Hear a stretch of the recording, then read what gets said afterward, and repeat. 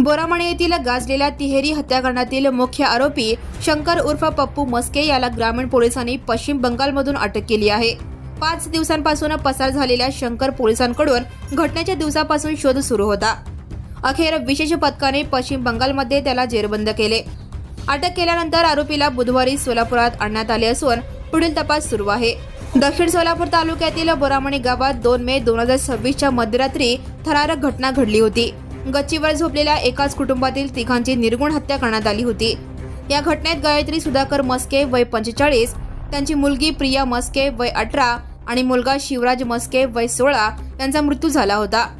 या प्रकरणातील मुख्य आरोपी शंकर उर्फ पप्पू मस्के हा मयत महिलेचा दीर असून संपत्तीच्या वादातून तसेच 25 लाख रुपयांच्या व्यवहारावरून त्यांच्यात वाद सुरू होता।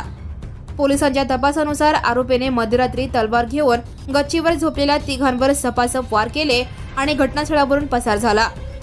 या तिहेरी हत्याकांडामुळे संपूर्ण सोलापूर जिल्ह्यात खळबळ उडाली होती। घटनेनंतर ग्रामीण पोलिसांनी तपासाची चक्रे वेगाने फिरवत विविध राज्यांत शोध मोहीम राबवली होती। दरम्यान या प्रकरणात यापूर्वी 5 संशयितांना ताब्यात घेण्यात आले होते। आता मुख्य आरोपी अटकेत आल्याने ग्रामीण पोलिसांनी सुटकेचा निश्वास टाकला आहे। Now and press the bell icon. Never miss a